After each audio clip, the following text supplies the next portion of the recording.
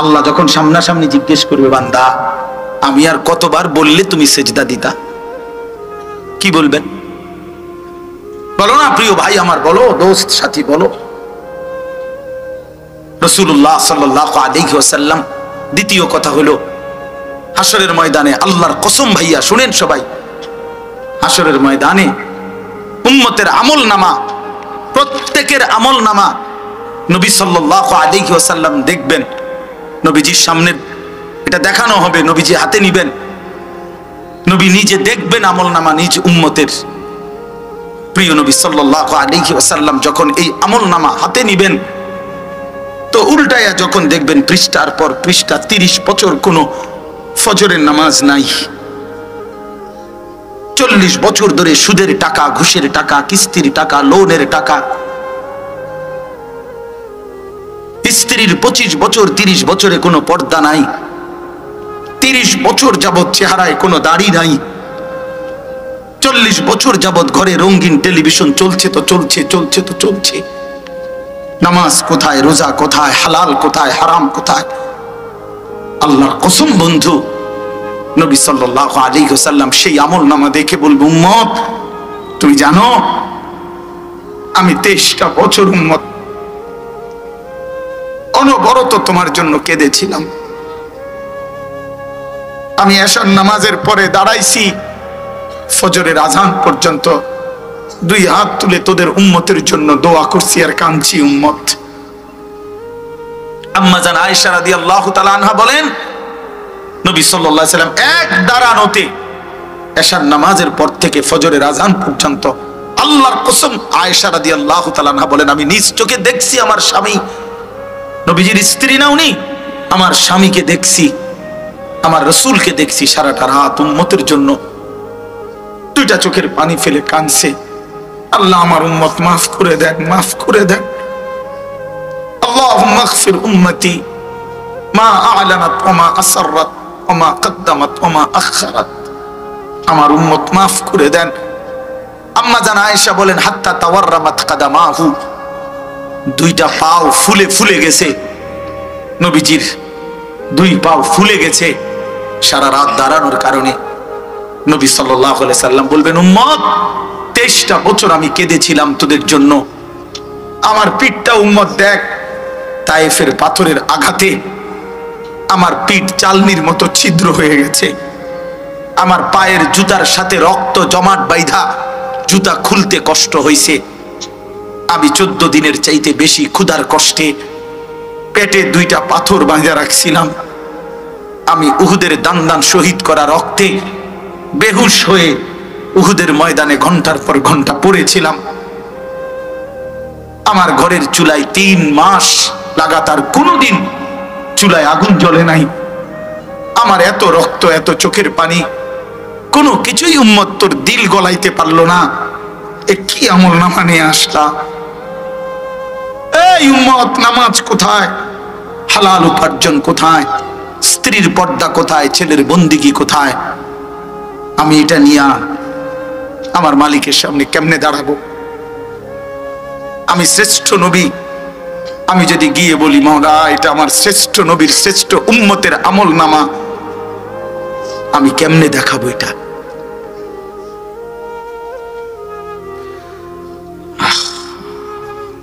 আমি যদি আপনাদেরকে বুঝাইতে পারতাম, আমরা যদি আপনাদেরকে কলিজা ছিঁড়ে দেখাইতে পারতাম, আমরা যদি আপনাদের দুয়ারে দুয়ারে দাঁড়ায়া কাঁদতে পারতাম, আমি যদি যুবক ভাই তোমাদের প্রত্যেককে বুকে জড়ায়া কাঁদতে পারতাম, একটাবার ইনসাফের সাথে ভেবে দেখেন, আল্লাহ তাআলা জিজ্ঞেস করবে, বান্দা আর কতবার বললে আমি আমারে মানতা? নবী জিজ্ঞেস করবে, উম্মত আর কত কাঁদলে, আর কত রক্ত ঝরাইলে তুমি আমারে মনে করতে? এই 2 প্রশ্ন আজকে রাত গভীরে বললাম, এই 2 প্রশ্নের জবাব কি হইতে পারে আপনি ঠিক করেন। যুবক ভাই তোমরা যারা নামাজ পড়ো না, তোমার কাছে আমি হাত জোড় করে বললাম, তুমি কি বলবা মালিকের সামনে? তুমি ঠিক করো। তুমি অনেক বুদ্ধিমান, তুমি অনেক চালাক, তুমি অনেক কিছু পড়ছো ভাইয়া, তুমি অনেক বিবেকবান। আল্লাহ আমাদের বোনদেরকে, মাদেরকে কদর করার তৌফিক দান করেন। নারী যদি তার ইজ্জতের কদর না বুঝে, নারী যদি তার পর্দা না বুঝে, তো সেই নারী তো নারীই থাকে না। রাসূলুল্লাহ সাল্লাল্লাহু আলাইহি ওয়াসাল্লাম বলেন, আল মারআতু আওরাতুন, নারী বলে কাকে? নবী বলছে আওরাতুন, নিজেকে লুকাইয়া রাখে, গোপনে রাখে, আড়ালে রাখে, পর্দায় রাখে যে, আল্লাহর কসম নবীজি বলছে তাকেই বলে নারী। এখন যেই নারী বেপর্দা, রাসূলুল্লাহ সাল্লাল্লাহু আলাইহি ওয়াসাল্লামের হাদিসের দৃষ্টিতে সে নারী নয়, সে ভিন্ন কিছু। এখন সে কি, সে ডাক্তার দেখা, সে বুঝ করুক, কিন্তু রাসূলুল্লাহ সাল্লাল্লাহু আলাইহি ওয়াসাল্লামের দৃষ্টিতে নারী হলো সে আওরাত, আড়ালের বস্তু। নিজেকে আর হীরামণি মুক্তা নারী, যাকে আড়ালে রাখতে হয়, যারে যত্ন করেই রাখতে হয়। নারী রাস্তার পাথর নয়, নারী হীরামণি মুক্তার পাথর, যাকে আড়াল করে আগলে রাখতে হয়, যত্নে রাখতে হয়, যাকে পর্দায় রাখলে, যারে দামি মখমল দিয়ে বেঁধে রাখলে ইজ্জত হয়। এজন্য পর্দানশীল নারী দামি, পর্দানশীল নারী আত্মমর্যাদা সম্পন্ন। বেপর্দা নারী এবং তার স্বামী দুইজনই বেগায়রত, আত্মমর্যাদাহীন। বেডারারও কোনো মর্যাদা, আত্মসম্মান নাই, বেডিরও নাই, দুটোটাই প্লাস্টিক। হ্যাঁ, আত্মমর্যাদা বড় সম্পদ। না খাইলাম প্রয়োজনে, প্রয়োজনে দুঃখে মরে গেলাম, ভুকে মরে গেলাম, আত্মসম্মান, ঈমান, ইসলাম, এটা বড় সম্পদ। আখিরাত বড় পুঁজি, কবর বড় পুঁজি, পরকাল মেইন পুঁজি। চলেন বন্ধু, হিম্মত করেন, নিজের স্ত্রীর পর্দার প্রতি যত্নবান হন, মেয়ের পর্দার প্রতি যত্নবান হন, ছেলেটার নামাজের ফিকির করেন। আমি প্রতিদিন চিল্লাই, এই এক আহাজারে আমার কথাই এগুলা। আমি আর কিছু বলতে জানি না, আমি আর কিছু পড়িই নাই। এই মানুষ আজকে আশ্চর্য, শুধু খাট দেখায়, পালং দেখায়, সোফা দেখায়, হুজুর দোতলার ছাদ ডালাই, কদ্দুর খাস করে দোয়া করে, খাস খাস কিতা দোয়া, মানে যাতে বৃষ্টি না হয়। খাস দোয়া, হুজুর গাড়িটা কিনছি, খাস করে দোয়া করে যাতে পিছি দিয়া গাড়ি গুতা না দেয়। খাস দোয়া আর কি? মোটরসাইকেল কিনছি, হুজুর খাস করে দোয়া করেন, মানে যত জোরে চালাই কুত্তার মতো, তারপরে যাতে অ্যাক্সিডেন্ট না করি। হ্যাঁ, খাস দোয়া করে। আমার কাছে একজন 1,10,000 টাকা দিয়া উনি টেলিভিশন কিনছে, বড় চ্যাপটা। বিশ্বাস করেন, উনি আমারে কইছে, হুজুর এই আমি ওনার বাসায় ঢুকছি, এটা উনি খুলছে না, মানে মাত্র কিনা আনছে, বক্সটা লাগানো আর কি। কয় হুজুর 1,10,000 মতো খরচ করছে, দোয়া করেন। আমার কাছে দোয়া চাইছে, আমি দোয়া করছি। আমি বলতাম নি কি দোয়া, না কইতাম, দোয়া করছি আমিও। আমি বললাম, ভাই আমি দোয়া করি আমনের ঘরে যাতে 24 ঘন্টা কারেন্ট 1 মিনিটের জন্য না যায়, আমনের বউ বাচ্চা জিফুত যেন 1 সেকেন্ডের জন্য পেশাব পায়খানার প্রয়োজনও যাতে না পড়ে, এরা যেন ফুল এখানে টেলিভিশনের সামনে বইয়া নাচ গান দেখে। এইভাবে আরো 2-3টা বলাতেই উনি কই, হুজুর বুঝছি, থাক, বেশি রাগ হয়ে গেছেন। কারণ উনি বুঝছে দোয়ার ডগ বালা না, দোয়ার যেই গতি ছুটছে এই গতিতে দোয়া কি গজবও পড়তে পারে কাছে। তা আমি বলছেন, আপনি আমার কাছে দোয়া চাইলেন, আমি দোয়া করতে হইব না? আমি যেহেতু ভাত খাইয়া বিপদে পড়ছি, আমি তো দোয়াই করতে হইব। আপনি আশ্চর্য, খাট পালং আর সোফা, ফার্নিচার, দালান বিল্ডিং আর ভিট, এর জন্য দোয়া চায় অহরহ অহরহ অহরহ। আমাদের বাংলাদেশের একজন বড় বুজুর্গ আলেম আছে, হযরত মাওলানা আবুল বাশার সাইফুল ইসলাম সাহেব। মাওলানা সাহেব অনেক বড় আল্লাহওয়ালা আলেম, উনি একজন লেখক, বাংলাদেশের একজন অন্যতম। ওনার একটা বই আছে, ইসলামে মধ্যপন্থা ও পরিমিতি বোধ, অনেক সুন্দর।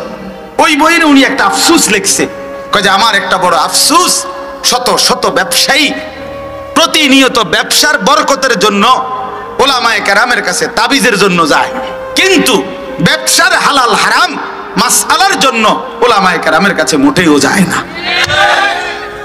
বুঝেন না কথা? হুজুর আর কোন একটা তাবিজ আসেনি যেটা একবারে নাক বরাবর ঝুলাইয়া দিলে মানে কাস্টমারের গায়ে লাগলেই লাভ দিয়ে উঠে যেতে পারে, এরকম তাবিজ থাকলে দেন, যাতে করে ব্যবসার বরকত যেন বাইসা যায় ব্যবসা। বুঝেন নাই কথাটা? ব্যবসার বরকত, দোকানের বরকতের জন্য তাবিজ নিতে রেডি, কিন্তু হালাল হারাম কোনটা জায়েজ কোনটা না জায়েজ এটা জানার প্রয়োজন বোধ করে না অধিকাংশই, ইল্লা মার রাহিম। যে করে তো আলহামদুলিল্লাহ, এর আগবার কিছু নাই। আল্লাহ আমাদেরকে বুঝ দান করেন। এই জন্য চলেন আজকে আমরা প্রত্যেকেই ফিকির করি, বাপ জীবনের মূল বিষয় হলো নিজের এবং স্ত্রী সন্তানের আখিরাত, ঠিক কিনা বলেন? এটা মূল বিষয়। খাট পালং আর সোফা এডি হুদা দেখাইয়েন না, এগুলা বইলা লাভ নাই। এই 4 তলা 6 তলা 10 তলা বিল্ডিং এডি ইউরোপ আমেরিকার মধ্যে গরু ঘর না। হ্যাঁ হ্যাঁ, এডি গরু আর হাঁসমুরগার ঘর না। আপনি শুধু শুধু এগুলালে মাতবরির কিছু নেই। আমার একজনে বলছে পরিচিত জাপান থাকে, কয় হুজুর আমরা জাপানে আমনের মতো এসব প্রাইভেট কার দিয়ে ছাগল টানে মাতবরি কার। হ্যাঁ, আমি মাতবরির কি আছে? আমি যদি আইসা বলি মিয়া জেনতেন বক্তা বাইবেন না, প্রাইভেট কার দিয়ে আইসি, আরেকজন বলবে হুজুর প্রাইভেট কার দিয়ে ছাগল টানে। এখানে অহংকারের কিছুই নাই, কথা বলেন না কেন? ওইসব কিছু দেখাইয়া কোনো লাভ নাই। ऐसे रहे या वैसे रहे वहां देखना फिर कैसे रहे। দুনিয়া এমনি কিংবা হেমনে একভাবে না একভাবে পার হয়েই যায়। দেখার বিষয় হলো বন্ধু আখিরাতে কেমন থাকবেন। ওয়াহা দেখনা ফির कैसे रहे, সেখানে কেমন থাকবেন ওটা হলো দেখার বিষয়। দুনিয়া হাসলেও মরে যাবেন, কাঁদলেও মরে যাবেন, সুখের অট্টালিকার মানুষটাও মরে যাবে, দুঃখের কুড়ে ঘরের মানুষটাও মরে যাবে। জীবনে যে কোনোদিন সুখ দেখে নাই তারও মৃত্যু হবে, জীবনে যে কোনোদিন দুঃখ দেখে নাই তারও কি হবে? খালাস, দুনিয়া ছাড়তেই হবে। হাত্তা জুরতুমুল মাকাবির, এই দেখেন আল্লাহকুমুত তাকাসুর, আল্লাহ বলেন হায় বান্দারা দুনিয়া বাড়ানোর নেশা তোমাদেরকে ডুবাইয়া দিল, আখিরাত ভুলাইয়া দিল। হাত্তা জুরতুমুল মাকাবির, এমন কি তোমরা কবরস্থানেই পৌঁছে গেলা, দেখতে দেখতে একদিন মরেই গেলা, কবরেই চলে গেল। মজার বিষয় হলো পুরা কোরআনুল কারীমের মধ্যে কবর এই শব্দ এই একবারে, এই সূরার এই শব্দটাই হাত্তা জুরতুমুল মাকাবির, এই কবরের কথা এই শব্দ এটা একবারই কোরআন শরীফে আছে এই সূরাতে। ওই যে মাওলানা সাহেব বলছে কবরবাসীদের মাগফিরাত কামনা, এই জন্য এটা পড়ছে হাত্তা জুরতুমুল মাকাবির। আল্লাহ বলেন এরই মধ্যে দুনিয়ার ব্যস্ততায় একদিন কবরে পৌঁছে গেল। 60 বছর হয়ে গেছে, মনে পড়ে নাই কবরের কথা, এরই মধ্যে একদিন মৃত্যু হয়ে গেছে। এই ব্যস্ততার ভিতর দিয়েই একদিন কবরে চলে গেল। হায় বন্ধু, এটাই নিশ্চিত আমি যেদিন মরে যাব সেদিনও পৃথিবীতে সূর্য উঠবে, চাঁদ উঠবে, পৃথিবীর এই আলো বাতাস ব্যস্ততম এই দুনিয়া সব চলবে বন্ধু, শুধু আমি স্তব্ধ হয়ে যাব। শুধু আমার হাত পা নড়বে না, শুধু আমার চোখের পলক পড়বে না, শুধু আমি আর কিছু শুনবো না, আমি আর কিছু দেখবো না। এই নাফরমান দুনিয়া সব ব্যস্ততার ভিতরে মানুষ চলেই যাবে। সামনের গাড়ি সিএনজি অ্যাক্সিডেন্ট করলো, 3টা লাশ পড়ে থাকলো, পেছনের মানুষগুলো দাঁড়ায় না, এই এক নজর শুনে আবার পাশ কাইটা চলে যায়, কারো হাতে সময় নেই। ধোকা দুনিয়া, ধোকা দুনিয়া কি ধোকা। বিকাল বেলা যে সন্তান স্ত্রী সারাদিন কাইদা এই ঘরের মানুষটাকে মাটিতে দাফন করছে, ওরাও ওই দিন রাতেই আবার 9টার পরে পাশের ঘর থেকে ভাত তরকারি রান্না আনলে ওরা ঠিকই পেট ভরে ভাত খায়। এর নাম দুনিয়া। তোমরা না দুপুরে খুব কান্দলা, তোমরা না বিকালে খুব কান্দলা, তুমগো বাবা তুমগো স্বামী কবরে চলে গেছে, কই এখন ভাত খাও কেন? এরই নাম দুনিয়া। এই ক্ষণিকের দুনিয়া। 20 বছর পরে কেউ যদি নিজের ঘরের ফার্নিচার দেখবার জন্য কবর থেকে আসে, আয়েশা দেখবে ঘরে একটা ফার্নিচারও নাই।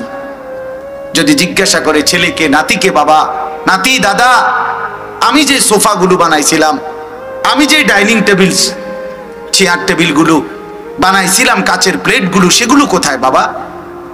তো নিশ্চিত ওরা বলবে, চাচা, বাবা, দাদা, এগুলো ওল্ড মডেল, এগুলো আর এখন চলে না, এগুলো 5-7 বছর আগে আমরা ফালাই দিছি, আমরা আইবেন জানলে হয়তো একটু রাখলাম। কি মিথ্যা বললাম? এর নাম দুনিয়া। দুনিয়া ধোঁকা, দুনিয়া ধোঁকা, দুনিয়া ধোঁকা। আমাল হায়াতুদ দুনিয়া ইল্লা মাতাউল গুরুর। আল্লাহ বলছে দুনিয়া ধোঁকা। অতএব মেহেরবানি করে প্রত্যেকেই ভাবতে শিখেন। হাত্তা জুরতুমুল মাকাবির, আল্লাহ বলেন কবরে পৌঁছে যাবা, কাল্লা সাউফা তা'লামুন সুম্মা কাল্লা সাউফা তা'লামুন। আল্লাহ তাআলা বলেন, এই 2 বার বলছে, কথাটা শেষ খেয়াল করেন। আল্লাহ বলছে, বান্দা দুনিয়া নিয়ে যখন ডুবে গেলা, আখিরাত, নামাজ, ইবাদত, হালাল হারাম, জায়েজ না জায়েজ সব ভুলে গেলা, তো একদিন কবরে পৌঁছে গেলা। তো আমি তোমাকে 2 বার বলতেছি, বান্দা অচিরেই তুমি জানতে পারবা, অচিরেই তুমি জানতে পারবা। তাফসীরে কুরতুবীতে লিখছে, প্রথমবার বলছে আল্লাহ, অচিরেই তুমি জানতে পারবা ফিল কবরে। দ্বিতীয়বার বলছে আল্লাহ, অচিরেই তুমি জানতে পারবা ফিল আখিরাতে। প্রথমবার কবরে তোমারে বুঝায় দেব কবরের আযাব কত ভয়ানক। আল্লাহর কসম বাপ, নবী সাল্লাল্লাহু আলাইহি ওয়াসাল্লাম বলছেন, মা রাআইতু মানজারান কাত্তু ইল্লা ওয়াল কবরু আফজাউ মিনহু। নবীজি বলছেন, উম্মত, কবরের আযাবের চাইতে ভয়ানক কোন দৃশ্য আমি মুহাম্মদুর রাসূলুল্লাহ আমি কোনোদিন দেখি নাই। নবীজি বলছেন। হাদিসের মধ্যে আছে, নবীজি একদিন এক সাহাবীর কবর দেখে, সাথে আরো সাহাবীরা ছিল, অঝরে নবীজি কাঁদছেন অনেকক্ষণ, খালি কবরের দিকে তাকায়া, জানাজার আগে। এরপরে চোখের পানি মুছতে মুছতে নবী বলছে, ইয়া ইখওয়ানি লিমিসলি হাযা ফাআইদ্দু। আমার সাথীরা, এই কবরের জন্য তোমরাও প্রস্তুতি নাও। নবীজি সাল্লাল্লাহু আলাইহি সাল্লাম 5 ওয়াক্ত নামাজের পরে প্রতিদিন যে কয়েকটা বিষয় নিয়মিত দোয়া করতেন নবীজি নিজে, এর মধ্যে একটা দোয়া এটা তালিমান লি উম্মতিহি, উম্মতকে শেখানোর জন্য নবীজি 5 ওয়াক্ত নামাজের পরে এই দোয়া করতেন, আল্লাহুম্মা ইন্নী আউযু বিকা মিন আযাবিল কবর ওয়া মিন ফিতনাতিল কবর ওয়া মিন ফিতনাতিল মাসীহিদ দাজ্জাল ওয়া মিন ফিতনাতিল মাহইয়া ওয়াল মামাত। আল্লাহ, কবরের আযাব থেকে পানাহ চাই, কবরের মুসিবত থেকে পানাহ চাই, দাজ্জালের ফিতনা থেকে পানাহ চাই, জীবন মৃত্যুর মুসিবত থেকে পানাহ চাই। নবীজি নিজে 5 ওয়াক্ত নামাজের পরে কবরের আযাব থেকে মুক্তি চাইতেন, কবরের আযাব থেকে মুক্তি চাইতেন। রাসূলুল্লাহ সাল্লাল্লাহু আলাইহি সাল্লাম বলছে, যার নাফরমানের কবরে আল্লাহর পক্ষ থেকে একজন ফেরেশতা আসবে, ফেরেশতাটার বৈশিষ্ট্য হলো আসাম্মু আবকামু আ'মা। 3টা শব্দ, ইউকাইয়াদু লাহু মালাকুন আসাম্মু আবকামু আ'মা। এই ফেরেশতার 3টা বৈশিষ্ট্য। 1 নাম্বার ফেরেশতা কানে শুনে না, 2 নাম্বার কথা বলতে পারে না, 3 নাম্বার চোখে দেখে না। এই ফেরেশতা বোবা, বধির, অন্ধ। এই ফেরেশতার হাতে লোহার মিথরাকাতুম মিন হাদিদ, লোহার একটা হাতুড়ি গুর্জ থাকবে। ফায়ুদরাবু বিমিথরাকাতিম মিন হাদিদিন, লোহার সেই হাতুড়ি গুর্জ দিয়ে এই ফেরেশতা দরবাতান বাইনা উযুনাইহি, কবরে এই নাফরমানের 2 কান বরাবর মাঝখানে একটা একটা করে আঘাত করবে। ফায়াসিহু সাইহাতান ইয়াসমাউহা মান ইয়ালিহি ইল্লা সাকালাইন। নাফরমান তখন এভাবে চিৎকার দিবে, মানুষ এবং জিন ব্যতীত আল্লাহর সমস্ত সৃষ্টি এই বেঈমানের চিৎকার শুনতে পাবে। কিন্তু সবাই তো শুনতে পায়, এই যে এবারটা ফিরতে আছে, এবারটা তো শোনে না। কথা বুঝেন নাই? এবারটা তো চোখেও দেখে না, এবারটা তো কানেও শুনে না, এবারটা যে 2টা কথা বলে সান্ত্বনা দিব, কথাও তো কইতে জানে। উনি তো অন্ধ, উনি তো বধির, উনি তো বোবা। অতএব এরকম অসংখ্য হাদিস আছে কবরের আযাবের ব্যাপারে। বিষয়টাকে আপনি খামখেয়ালি মনে করেন। যুবক ভাই আমার, তুমি এই নারীর ফান্দে, মোবাইলের ফান্দে জীবনটা শেষ করে দিও না ভাই, কষ্ট পাইবা, কষ্ট পাইবা, দুনিয়াতেও কষ্ট হবে। এই নারী লোভী মানুষ সারাদিন মোবাইলে অশ্লীল ছবি, উলঙ্গ দৃশ্য, নাচ গান, এগুলো যেগুলো দেখে, এই অপদার্থর শারীরিক কোনো সক্ষমতাও থাকে না। এই আকামলা, দুনিয়া তো আকামলা, এরপরে আরবালের বড়ি খাইয়াও আর ধরে না। হ্যাঁ আমি জানি তো মিয়া, অসংখ্য যুবকের সাথে তো আমাদের সম্পর্ক আছে। প্রতিনিয়ত এই দুই পকেটে কত নওজোয়ানের কত চিঠি কাগজ বয়ে বয়ে পড়ি ধরাইতে। আমি বললাম, আমি খোলামেলা বললাম, ইচ্ছা করে বলছি। এই জন্য ভাইয়া, দুনিয়া তো বেইজ্জতি, লাঞ্ছনা কপালে জুটবে। এই অশ্লীলতার, বেহায়াপনার পরিণতি, এই অসভ্যতার, নোংরামির পরিণতি দুনিয়াতেও কষ্ট মিলবে। কোন জিনাকার, বেবিচারী, কোন অবৈধ নারীর সাথে সম্পর্ক স্থাপনকারী সে কোনোদিন দুনিয়াতেও সুখ পায় না, আখিরাতেও না। খবিস এটা, খবিস। এই জন্য অনেক ছেলে মাশাআল্লাহ দাঁড়াইছো, বসছো, ওইখানে অনেক ছেলে দাঁড়াইছো ভাই। প্রতিটা যুবকের কাছে আমার অনুরোধ ভাইয়া, নিজের চরিত্রের হেফাজত করো, আখলাকের হেফাজত করো। মোবাইলের এই আসক্তি, নারীর আসক্তি ছেড়ে দাও। যে চাহিদা আল্লাহ দিছে, ওই চাহিদা পূরণের ব্যবস্থাও আল্লাহ রাখছে। তৃষ্ণা আল্লাহ দিছেন, তো পানির ইন্তজাম আল্লাহই করছেন। খাবারের চাহিদা আল্লাহই দিয়েছেন, আরে ক্ষুধা, তো খাবারের ব্যবস্থা আল্লাহই করেছেন। তো লজ্জাস্থানের চাহিদা, শাহওয়াত, এটা আল্লাহই দিয়েছেন। হালাল স্ত্রী আল্লাহই ব্যবস্থা রাখছেন। তুমি কে কুত্তার মতো হইলা? তুমি কেন এমন বন্য জানোয়ার হয়ে গেলা যে রাত নাই, দিন নাই, নারী, ছবি, অশ্লীল দৃশ্য? এজন্য আমি পরিষ্কার বললাম, আমি প্রতিদিন বললাম, বলি, এটা জরুরি বিষয়, মনে রাখবা। নারী পুরুষের অবৈধ, ছেলে মেয়ের বিবাহ বহির্ভূত সম্পর্ককে, আপনারা অনেক শিক্ষিত মানুষ, এই জন্য বললাম। অনেক ঘরে অনেক মা বোন শুনে আওয়াজ শুনতেছে, আমি বুঝি। একটা জরুরি কথা মনে রাখবেন, কোন বিবাহবিহীন বহির্ভূত নারী পুরুষের সম্পর্ককে প্রেম বলে না, ভালোবাসা বলে না, মহব্বত বলে না। না, এই জন্য ভালোবাসা এই শব্দ বানানো হয় নাই, প্রেম এই শব্দ বানানো হয় নাই। ওই সিনেমার নর্তকী বলছে, অথবা ওই গায়ক আর নায়ক বলছে প্রেম, ভালোবাসা। জি না, আল্লাহর কোরআন বলছে নারী পুরুষের, হালাল স্ত্রী ব্যতীত নারী পুরুষের সম্পর্ককে আল্লাহর কোরআন বলছে যে কোনো সম্পর্ক, এটাকে বলছে জিনা, জিনা, ব্যভিচার, ব্যভিচার, ব্যভিচার। এটা অতএব সে প্রেমিক না, সে ব্যভিচারী। বিবাহ বহির্ভূত নারীর সাথে যেই কোন রকমের সম্পর্ক, হাতে ছুঁইলে এটা হাতের জেনা, চোখে দেখলে চোখের জেনা, কথা বললে জবানের জেনা, তার সাথে হেঁটে গেলে পায়ের জিনা, অন্তরে কল্পনা করলে দিলের জিনা, অন্তরের জিনা, এরপরে লজ্জাস্থানের জিনা করলে তাও জিনা। এটা যেমন জিনা, চোখেরটাও জিনা, হাতেরটাও জিনা, হাঁটাটাও জিনা, কল্পনা করাটাও জিনা, কথা বলাটাও জিনা। অতএব ছেলে মেয়ের অবৈধ যেই কোনো সম্পর্ক জিনা, ব্যভিচারী, ব্যভিচারী, লম্পট, দুশ্চরিত্র বেটা। এটা প্রেম না। আল্লাহ কোরআনে বলছে এটাকে জিনা। হে, প্রেম করবো কেন? কথা বলেন না কেন? কিসের প্রেম? আবার কিসের প্রেম? সে ব্যভিচারী। আর কোরআন শরীফে স্পষ্ট আয়াত আছে, আল্লাহ তাআলা বলছে ব্যভিচারীর শাস্তি ইউদাআফ লাহুল আযাবু ইয়াউমাল কিয়ামাহ ওয়া ইয়াখলুদ ফীহি মুহানা। আল্লাহ বলছে ব্যভিচারীকে আমি হাসরের ময়দানে ডবল ডবল রিডবল শাস্তি দেব। এবং আল্লাহ যখন সামনাসামনি জিজ্ঞেস করবে, বান্দা আমি আর কতবার বললে তুমি সেজদা দিতা? কি বলবেন? বলো না প্রিয় ভাই আমার, বলো, দোস্ত সাথী বলো। রাসূলুল্লাহ সাল্লাল্লাহু আলাইহি ওয়াসাল্লাম দ্বিতীয় কথা হলো, হাসরের ময়দানে আল্লাহর কসম ভাইয়া শুনেন সবাই, হাসরের ময়দানে উম্মতের আমল নামা, প্রত্যেকের আমল নামা নবী সাল্লাল্লাহু আলাইহি ওয়াসাল্লাম দেখবেন নবীজির সামনে এটা দেখানো হবে, নবীজি হাতে নিবেন, নবী নিজে দেখবেন আমলনামা নিজ উম্মতের। প্রিয় নবী সাল্লাল্লাহু আলাইহি ওয়াসাল্লাম যখন এই আমলনামা হাতে নিবেন, তো উল্টায়া যখন দেখবেন পৃষ্ঠার পর পৃষ্ঠা, 30 বছর কোনো ফজরের নামাজ নাই,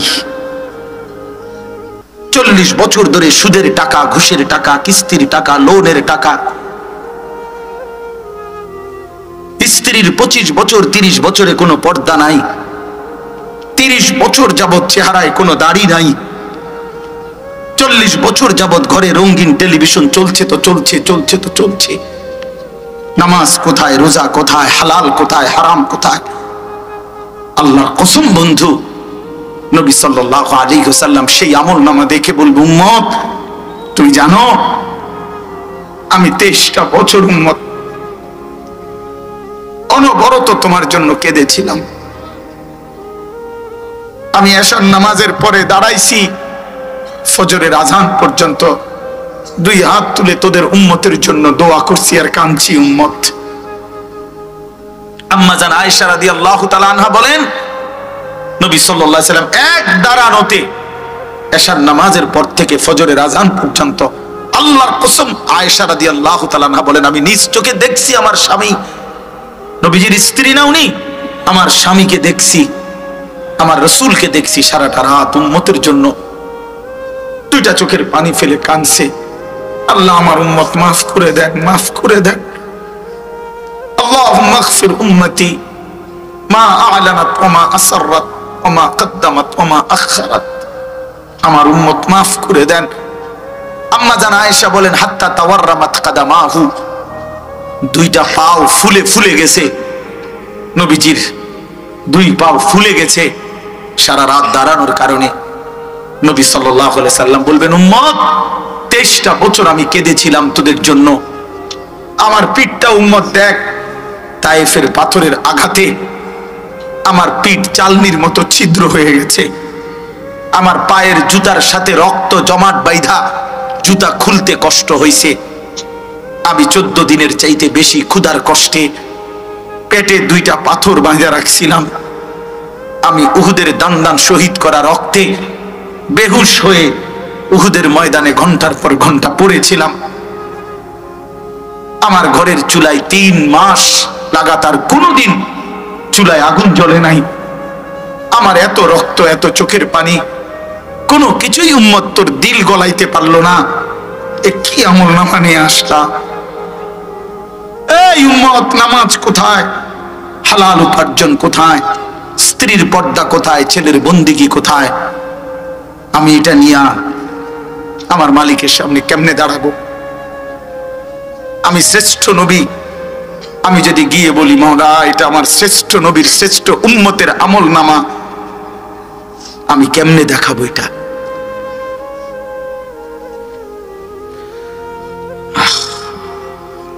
আমি যদি আপনাদেরকে বুঝাইতে পারতাম, আমরা যদি আপনাদেরকে কলিজা ছিঁড়ে দেখাইতে পারতাম,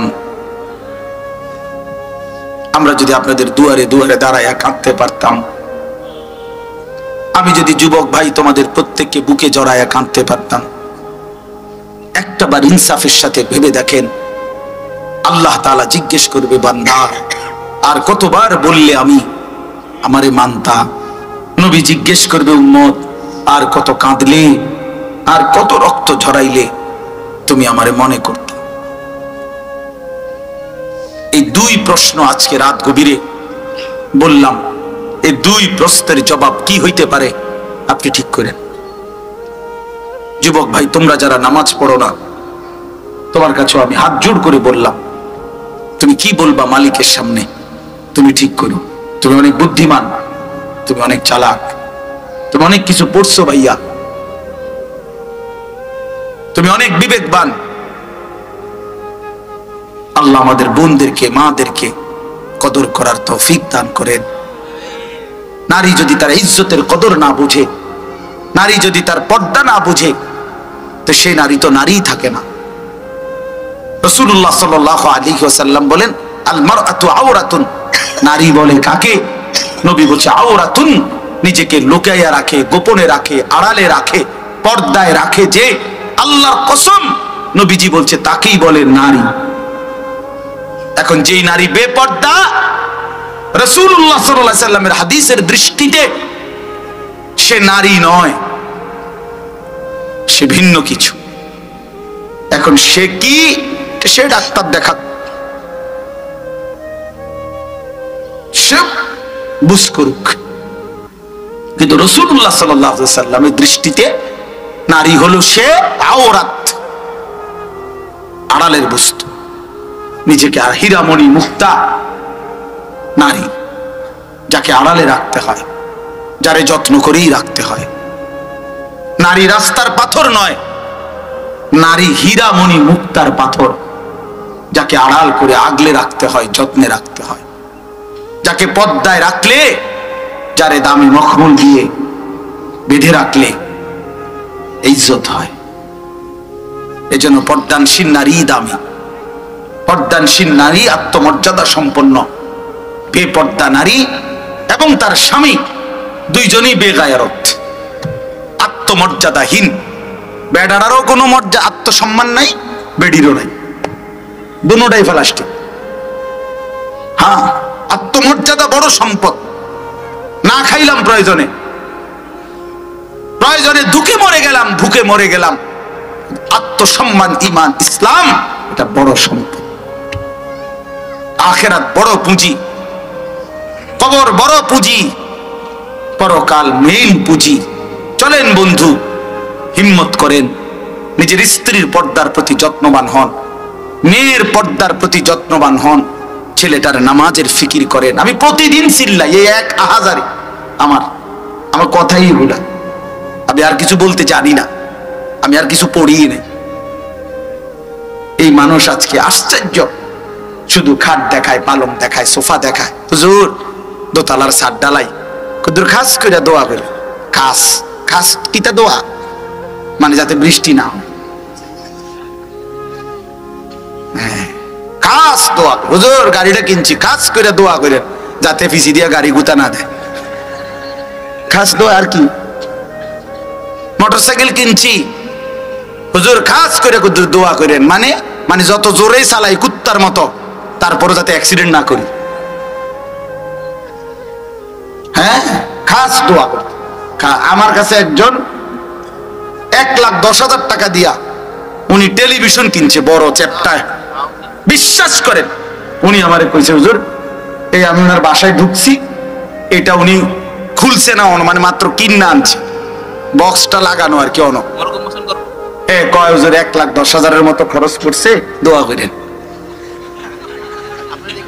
আমার কাছে দোয়া চাইছে, আমি দোয়া করছি। আমি বলতাম নি কি দোয়া না, কইতাম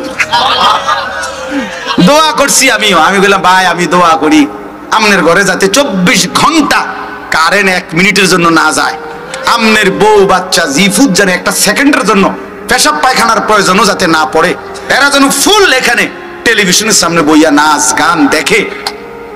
এইভাবে আরো 2-3টা বলাতেই উনি কই, হুজুর বুঝছি, থাক, বেশি রাগ হয়ে গেছেন। কারণ উনি বুঝছে দোয়ার ডগ বালা না, দোয়ার যে গতি ছুটছে এই গতিতে দোয়া কি গজবও পড়তে পারে কাছে। তা আমি বলছেন আপনি আমার কাছে দোয়া চাইলেন, আমি দোয়া করতে হইব না? আমি যেহেতু ভাত খাইয়া বিপদে পড়ছি, আমি তো দোয়াই করতে হইব। আপনি আশ্চর্য, খাট পালং আর সোফা ফার্নিচার, দালান বিল্ডিং আর ভিট, এর জন্য দোয়া চায় অহরহ অহরহ অহরহ। আমাদের বাংলাদেশের একজন বড় বুজুর্গ আলেম আছে, হযরত মাওলানা আবুল বাশার সাইফুল ইসলাম সাহেব। মাওলানা সাহেব অনেক বড় আল্লাহওয়ালা আলেম, উনি একজন লেখক, বাংলাদেশের একজন অন্যতম। ওনার একটা বই আছে, ইসলামে মধ্যপন্থা ও পরিণীতি বোধ, অনেক সুন্দর।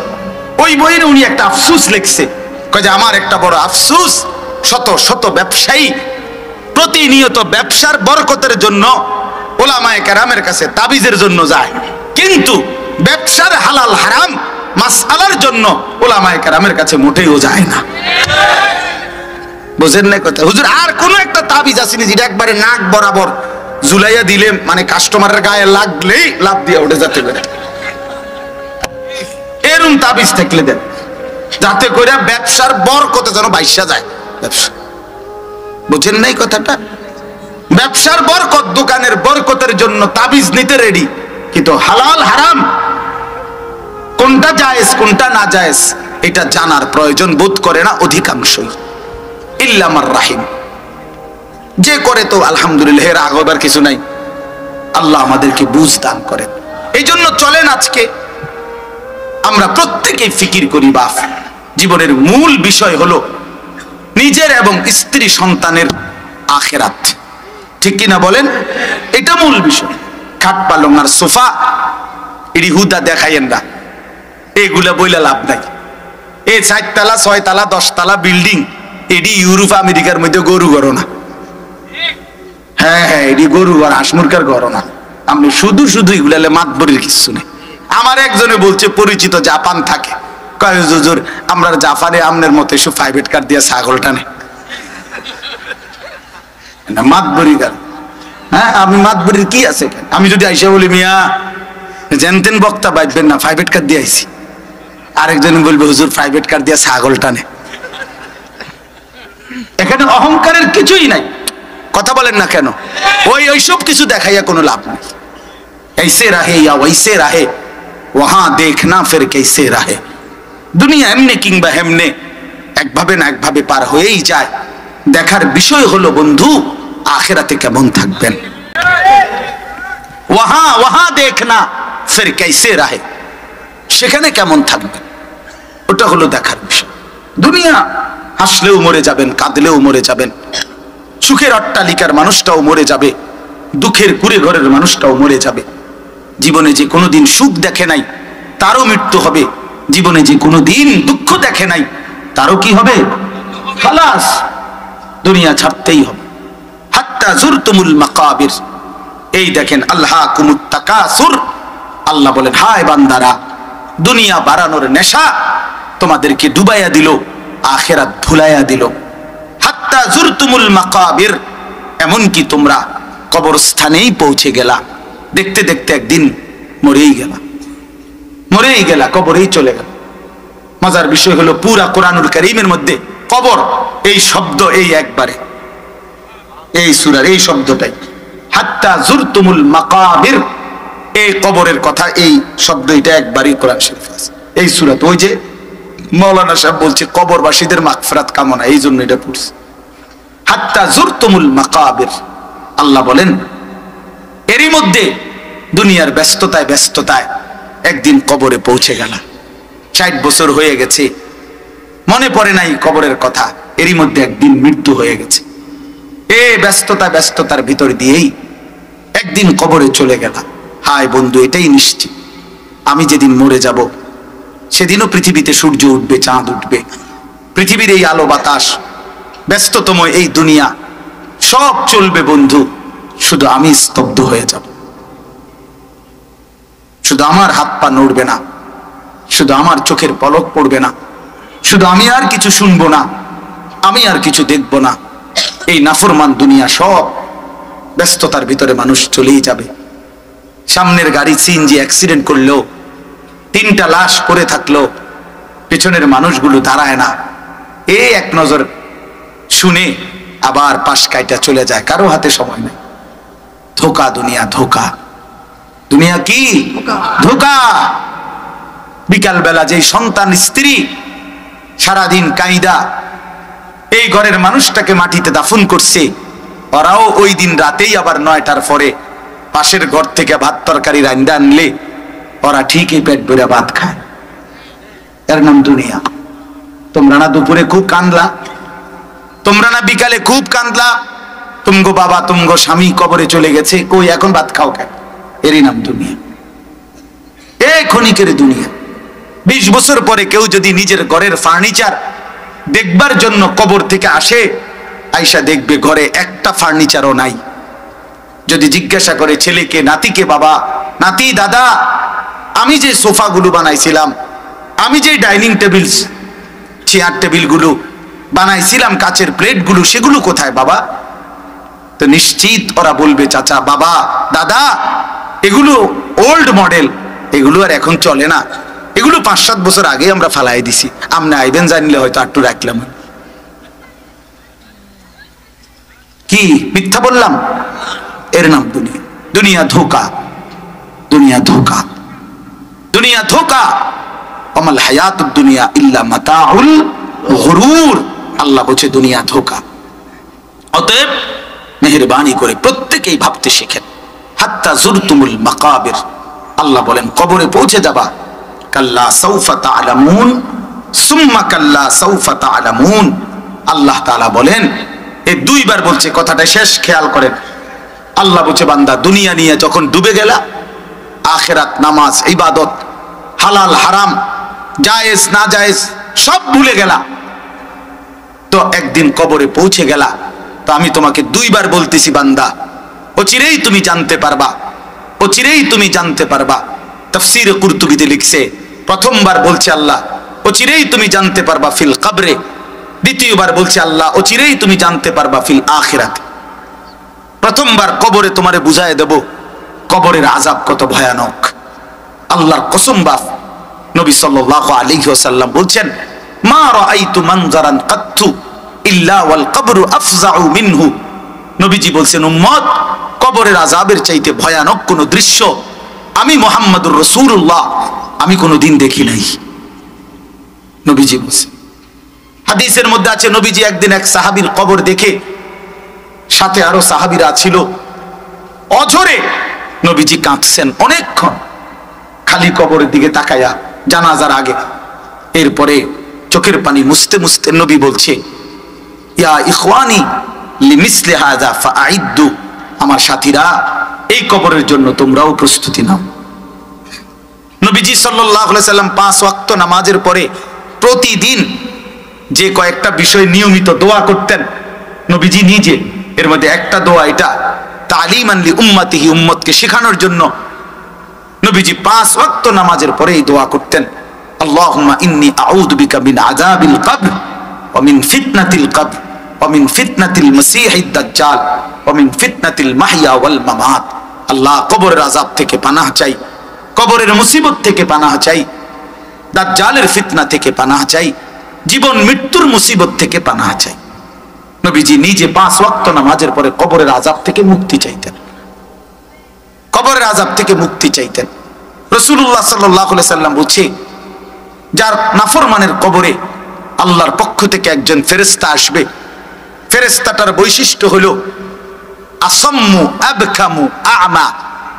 3টা শব্দ, ইউকাইয়াদু লাহু মালাকুন আসাম্মু আবকামু আ'মা। এই ফেরেশতার 3টা বৈশিষ্ট্য।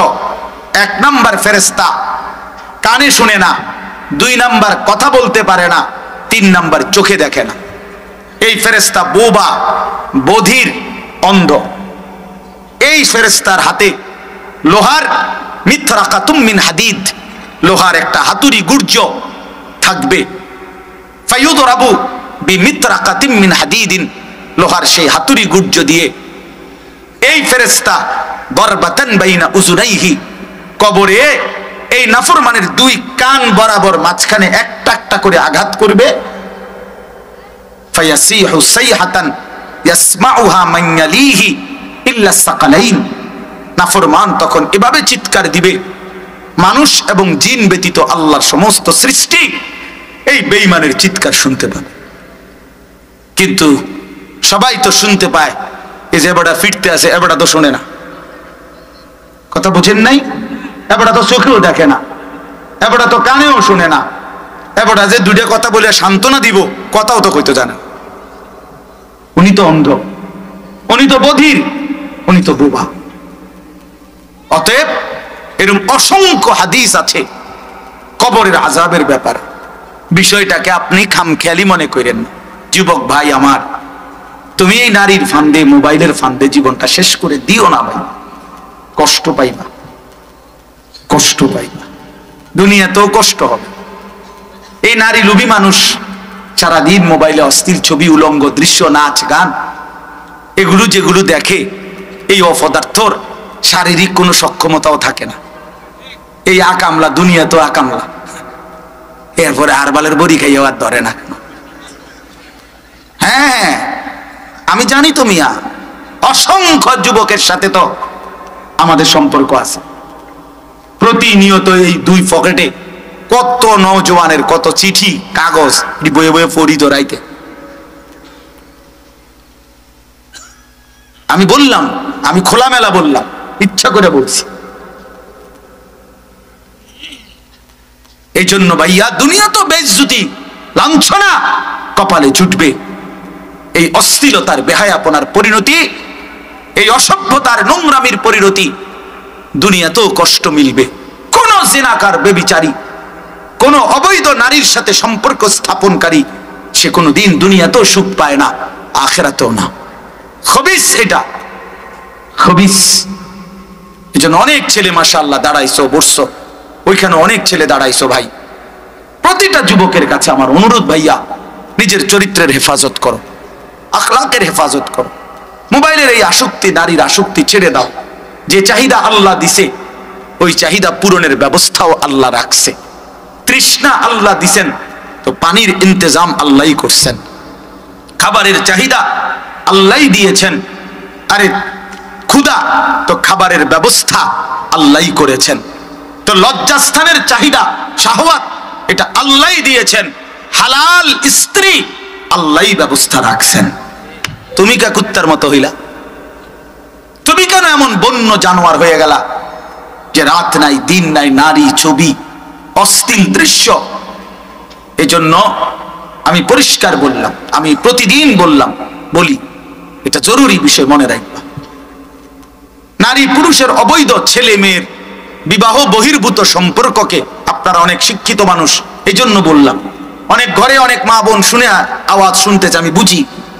একটা জরুরি কথা মনে রাখবেন, কোন বিবাহবিহীন বহির্ভূত নারী পুরুষের সম্পর্ককে প্রেম বলে না, ভালোবাসা বলে না, মহব্বত বলে না। না, এই জন্য ভালোবাসাই শব্দ বানানো হয় নাই, প্রেম এই শব্দ বানানো হয় নাই।